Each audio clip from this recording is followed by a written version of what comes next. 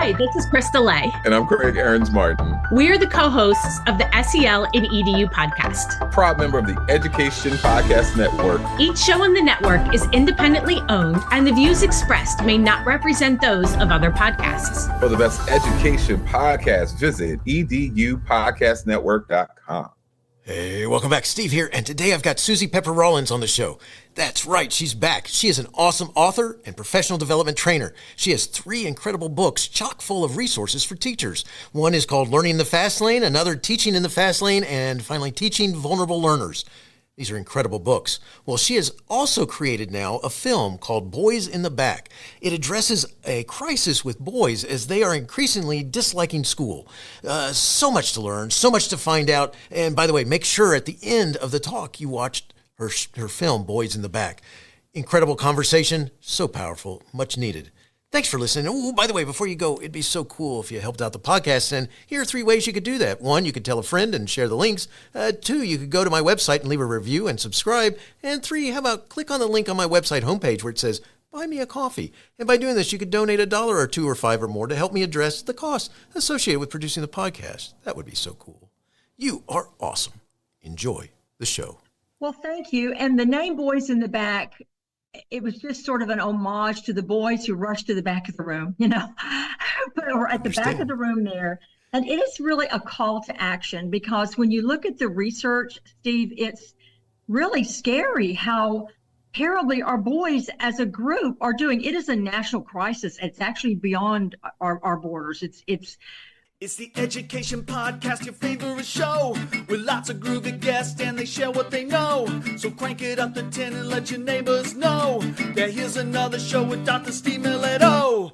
Teaching, learning, leading, K-12. Teaching, learning, leading, K-12. Teaching, learning, leading, K-12. With Dr. Steve Milletto. Suzy Pepper Rollins is the author of 3 books, Learning in the Fast Lane, Teaching in the Fast Lane, and Teaching Vulnerable Learners. She has produced her first short documentary entitled Boys in the Back, in which 4 educators provide insights on the downward spiral of boys in school.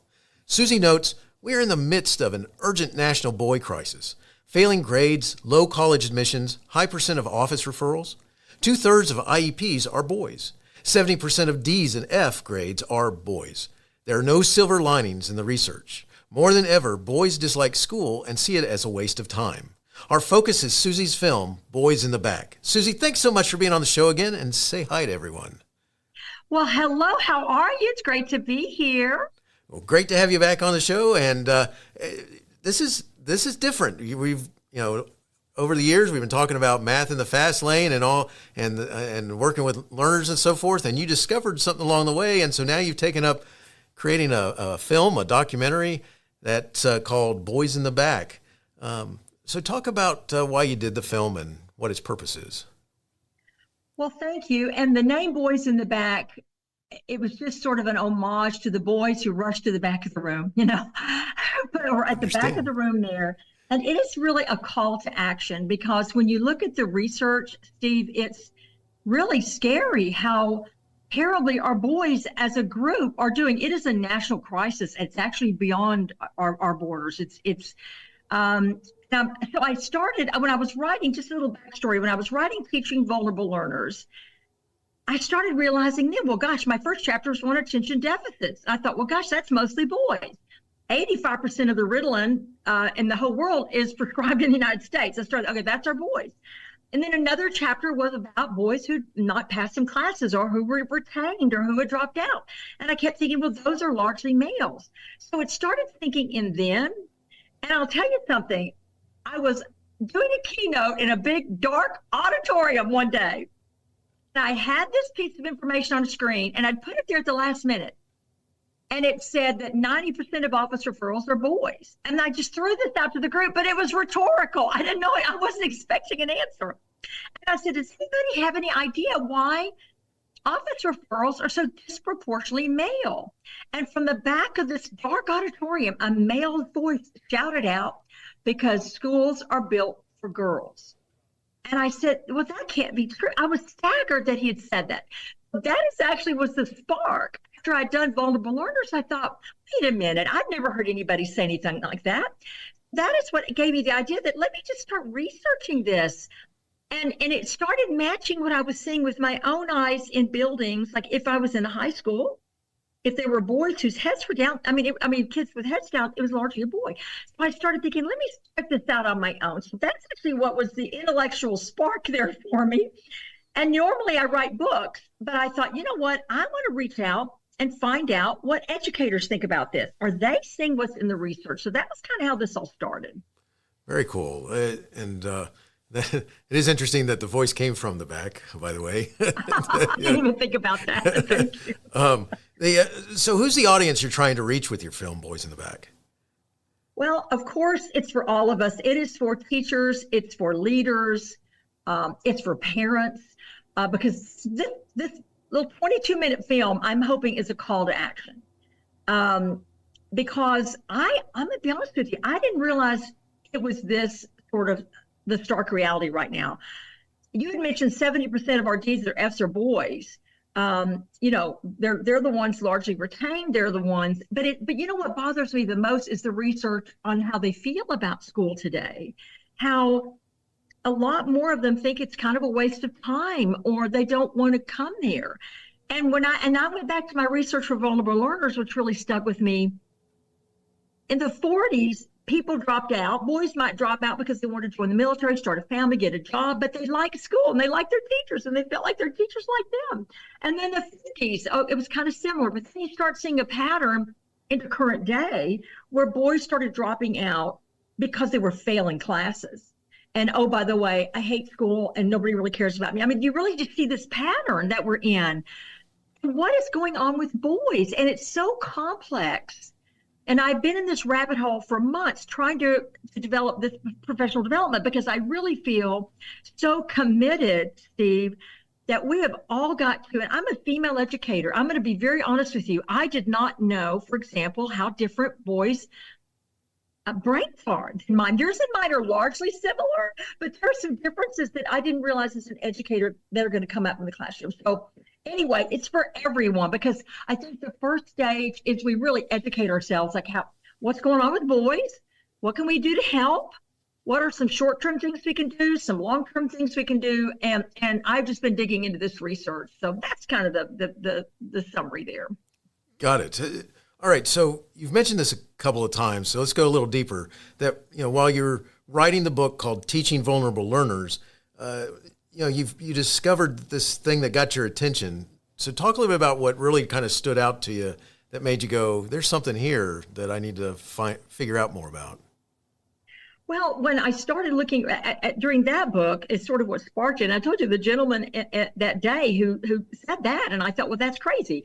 But guess what? When I started digging in the research, now one book that started it for me is a book that I would highly recommend. I've got it across the room here. I'd go get it, but you can Google this. It's Boys and Men. And these are not educators writing this book, by the way. So what I'm trying to do, Steve, is read, study, and then talk to educators and look at my experience and say, okay, what could we do? Because that book's from a Brookings researcher. So it's loaded with data about the urgent call.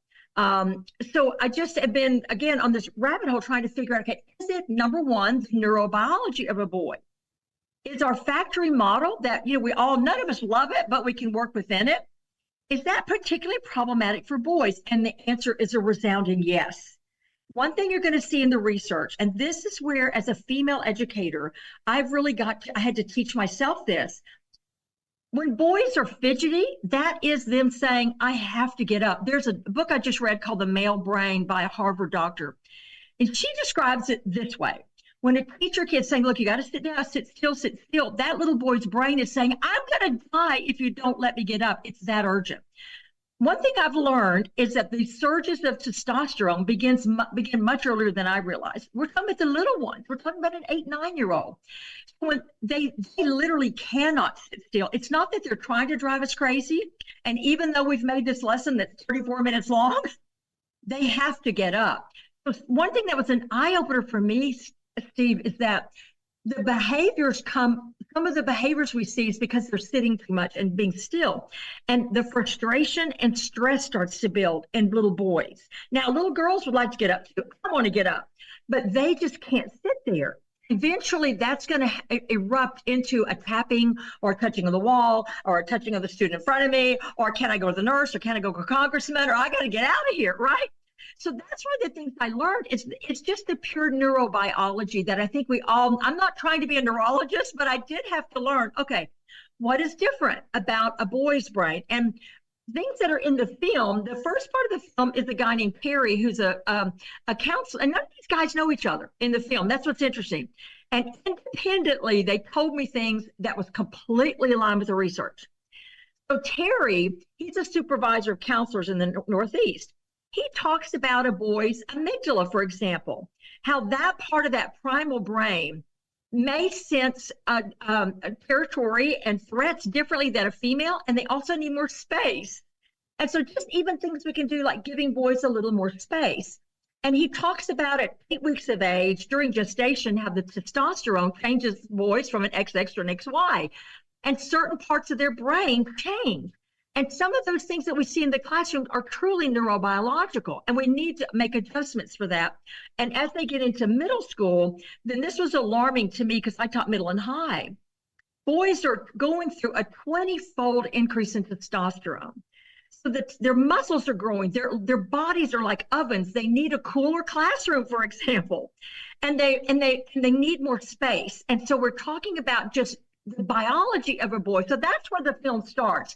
It's talking about, Harry says, look, with the testosterone surges that we're talking about, if we're trying to keep them in a desk, he says, these are his words, this is not going to bode well. This is not going to go well if you're thinking they're going to sit in a desk.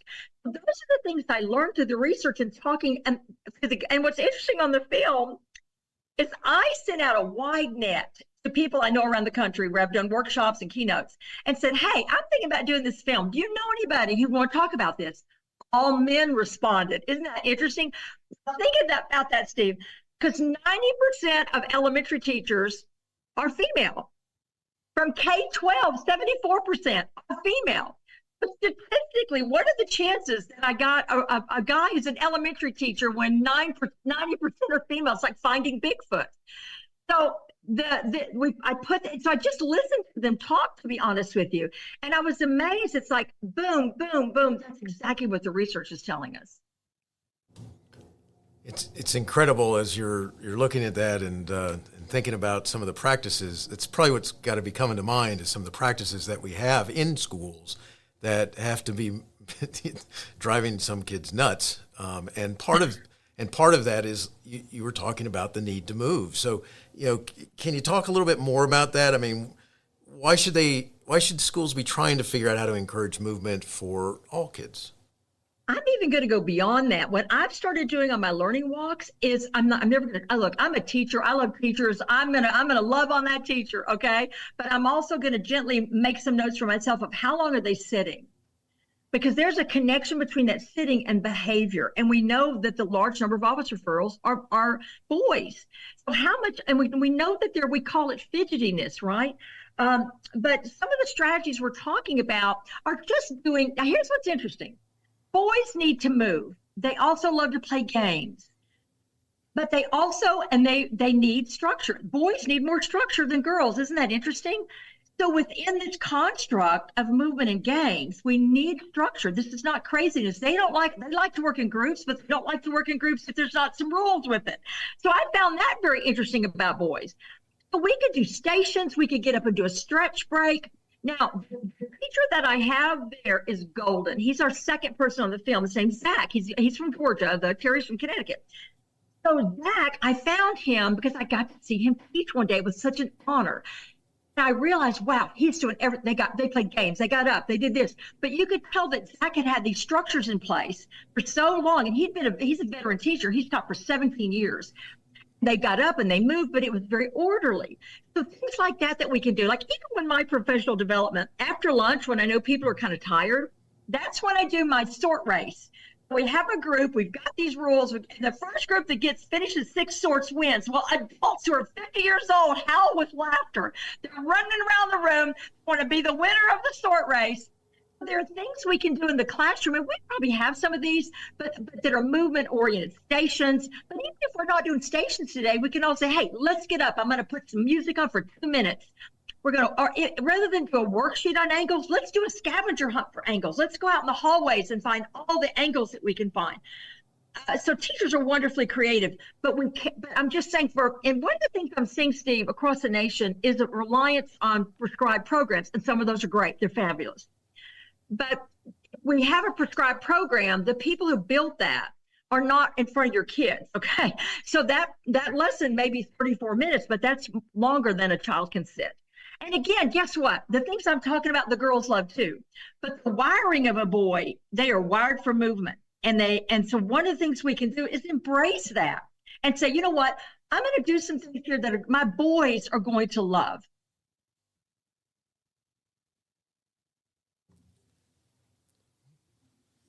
That's awesome. That's, one of the things that, when we're with lots of things that we have to pay attention to as educators, I think this might be one that kind of gets not paid attention to. It's funny, as a former high school history teacher, as a former high school as administrator, assistant principal, and principal, as an assistant principal, if the bus drivers needed me to, I would ride the bus.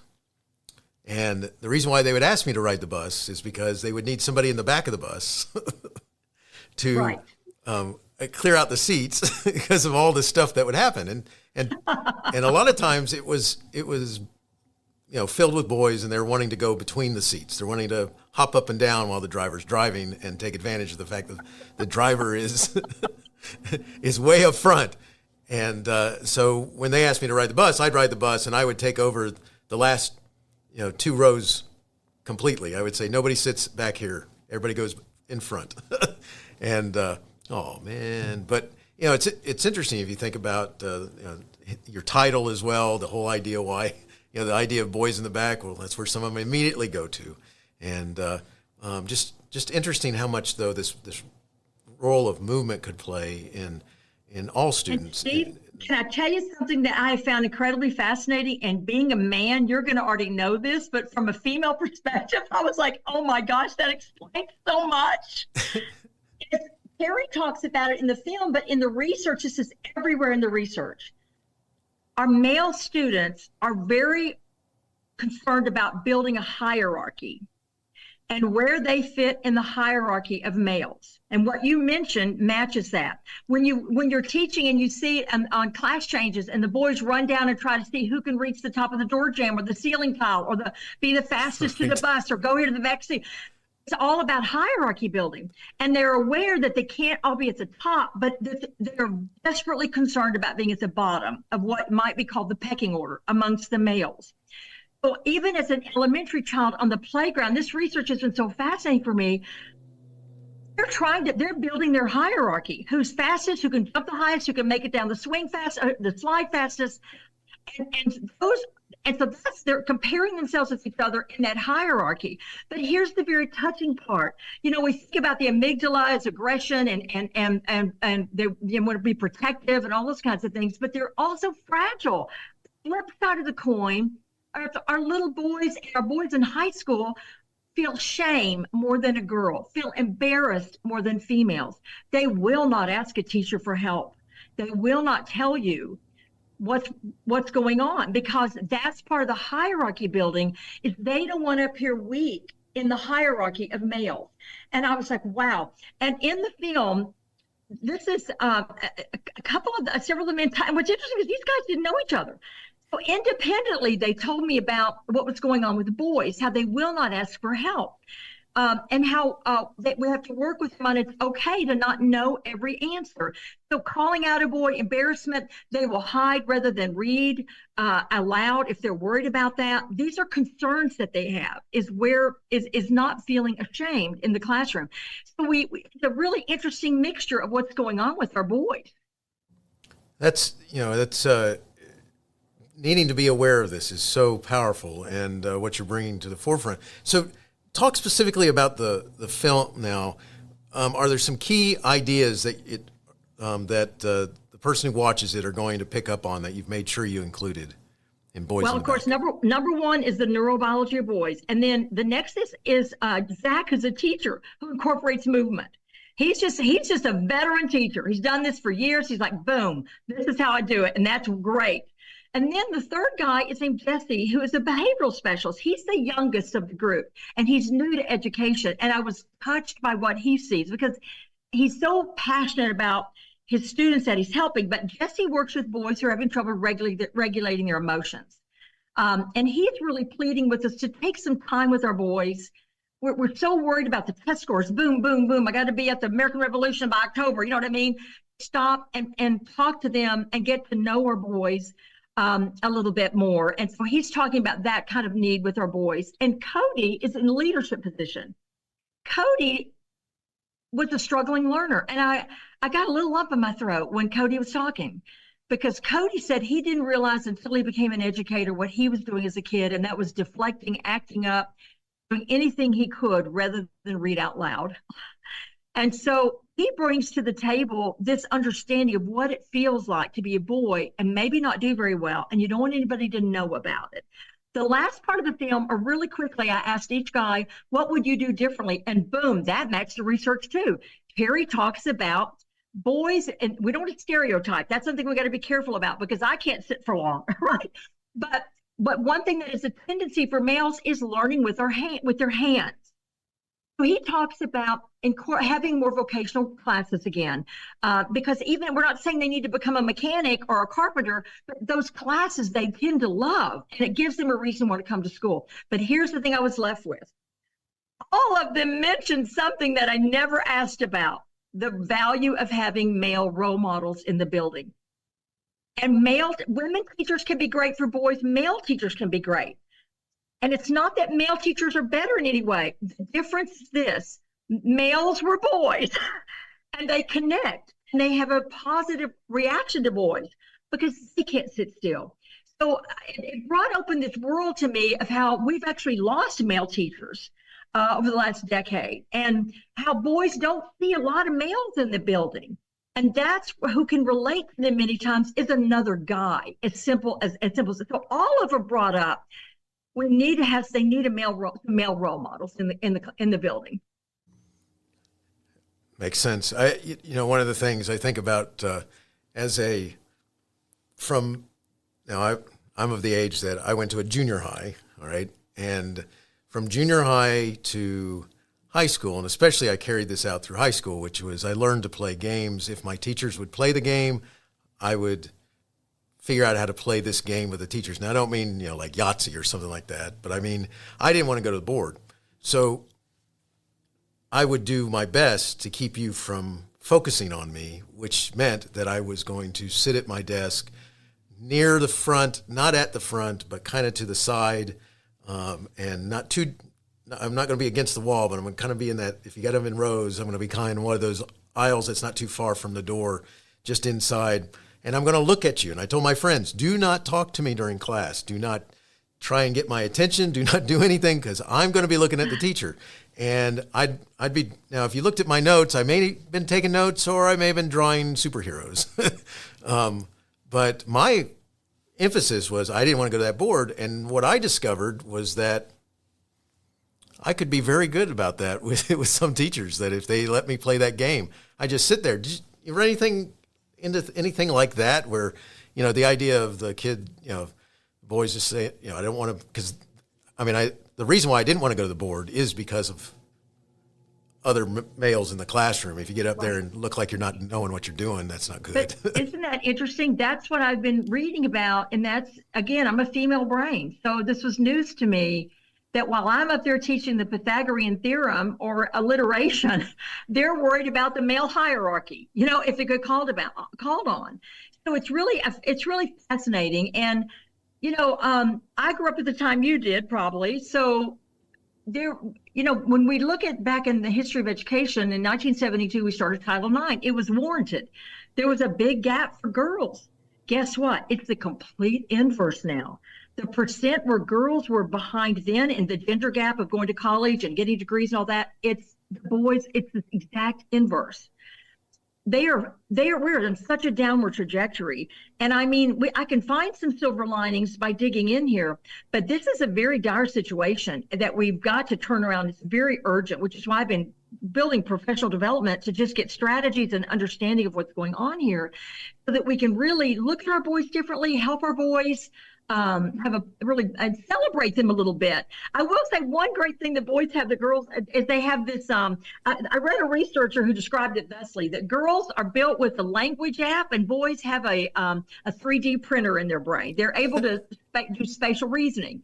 We can build on some of those skills that they have that are really wonderful.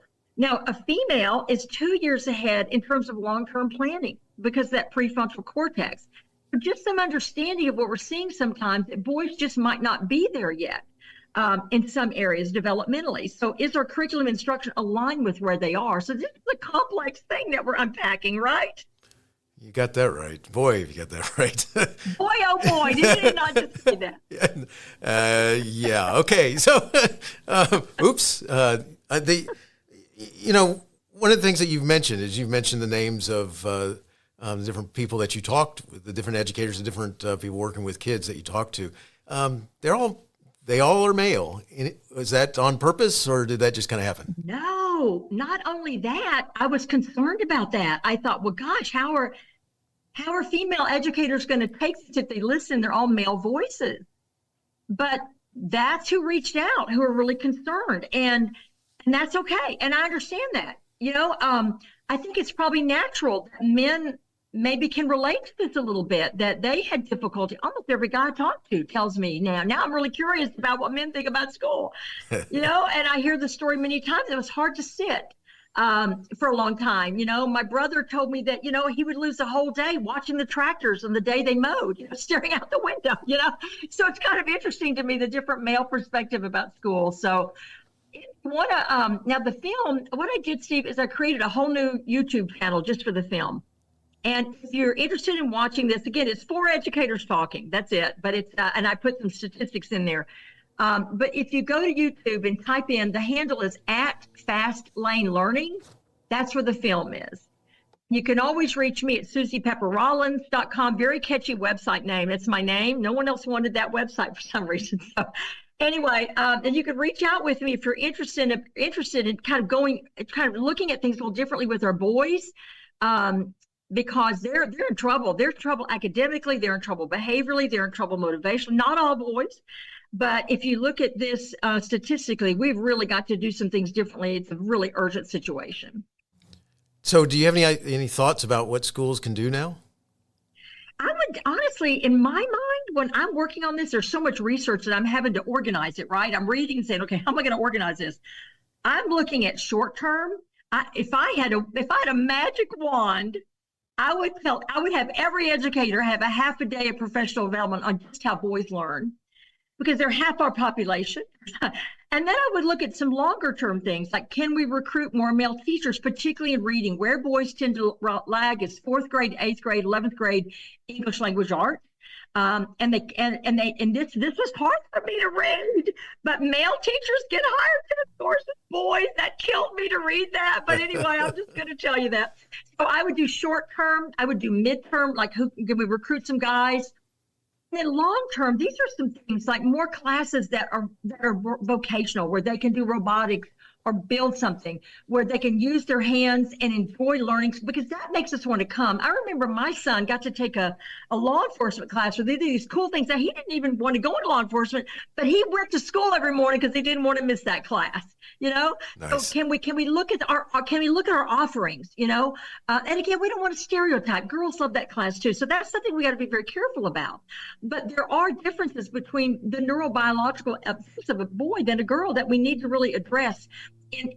But that are not aligned with our instructional frameworks that we have right now in our schools many times. Awesome. I got to say this before we go. The whole thing about the staring out the windows and watching them mow the grass. Oh my gosh, that's right with me. All right, I had this problem where even today there are certain aromas that, because the elementary schools I went to didn't have air conditioning. They had all these banks of windows, and so they'd have those windows open. And this is in Florida, and it was, it'd be nice and warm. And so when they're cutting the grass, you're getting the smell of the dew and the mowed grass. And it was one of those things that, and in Florida, you also get then the Spanish moss and the pine trees, and there's kind of like an aroma that builds from the sandy dirt that's out there, and it's just you just made me think about some of those times where I was staring out the window. Well, you know what's interesting though, when we learn about how boys learn, these are very doable. For example, they do better with short lessons. That reminds my you're just saying they want a bulleted approach. Tell me what I need to know. Now let me make something. You know what I mean? Yes. So there are things that we can do that really help them. And I'll close on this. I talked to another friend of mine. I said, "Tell me about school." And he said, "I don't know. They were talking and I was thinking about baseball." So there you go. Nice. There you go. Sums it all up right there. Suzy, thanks so much for sharing your thoughts about challenges confronting boys in school and your film Boys in the Back. Powerful and much needed information. Wishing you the best in all you do.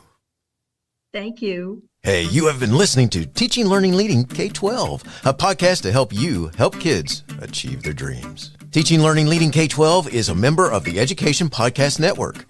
Podcasts for educators, podcasts by educators. Teaching, Learning, Leading K-12 is a member of the podcast network based in Canada called Voice Ed Radio. Voice Ed Radio, your voice is right here. The opinions expressed on Teaching, Learning, Leading K-12 are those of the guests and host. Teaching, Learning, Leading K-12 is intended to share ideas, advice, and suggestions. Teaching, Learning, Leading K-12 is produced for educational purposes. Hey, thanks for listening. It would be awesome if you visited my website at stephenmiletto.com and connected with me, left a review, and listened to more episodes. And by the way, you could also share it with your friends, with your family, and your colleagues. Thanks so much. You're awesome.